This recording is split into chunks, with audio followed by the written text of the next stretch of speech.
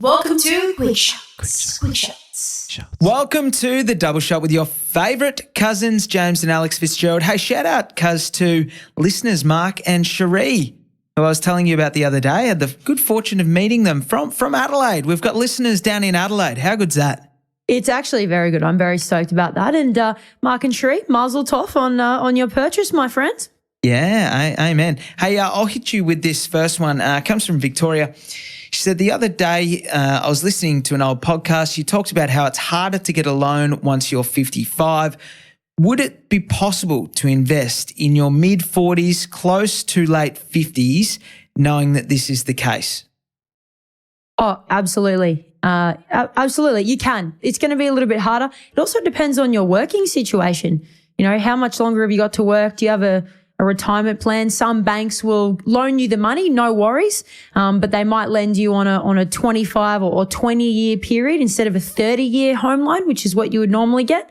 So it just might mean they push you onto a different structure or insist that you have a retirement plan or transition to retirement plan. So look, it might mean a little bit more paperwork up front, but absolutely you can do it. I was talking to John, my dad, your uncle, the other day, and he sort of said to a client, if you've got 10 years, like you've got enough time. And I'm pretty sure anyone in their 40s, 50s has got 10 years. And our oldest client, best story ever, James Walsh Buckley, God bless his soul, passed away recently, but started with us in his 70s. And he ended up buying 5 or 6 properties. And he started with us about 20 years ago. Went on to have a sensational portfolio, pass it down to his kids, but started really, really late. So absolutely, Victoria, you can do it. You can do it. This one's from Neil for you, cuz. Interesting one. What is the percentage of positively geared properties at what percentage of deposit? Yeah, so the Australian Tax Office produce the cash flow numbers each year. They talk about all the people who've lodged their tax returns, who own property. 50% are positively cash flowed. About another 50% are negatively cash flowed. So that's sort of one in two, give or take. And then you've got the banks that publish data on percentages of deposit, and I think something like 7 out of 10 buy with about a 20% deposit. Some buy with less, some with more. But yeah, that's the answer to that one, Neil. And look, you know, what I would say is it is very important to be positively cash flowed. Doesn't necessarily mean positively geared. They are two slightly different things. So positively geared means that you don't have a tax deduction from the rent less the interest, whereas negatively geared and the depreciation, whereas positive cash flow, very, very, very different. It means that, you could still be negatively geared and be positively cash flowed. So just as a bit of a distinction there, hope I haven't confused you too much, Neil. But yeah, 50%, very short answer to that one. Daniel says, I live in Sydney. I'm wary of investing outside of Sydney though. How can I do it?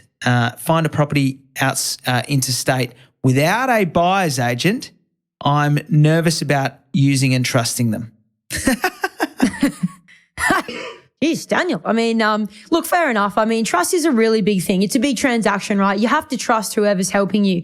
I think the number one place to start is what are you trying to achieve? Like, what is your strategy? Are you just trying to buy a property or are you trying to build a portfolio? And that's the first thing that I would ask you, because there is a difference. If you're trying to build a portfolio, I think that will direct you as to what your strategy is or what it's going to be. I mean, I don't want to sound too salesy, Daniel, but, you know, using a group like James and I run and has been a part of our family business for the last 25 years, Custodian, we literally specialize in helping anybody build a portfolio of properties that is diversified through state.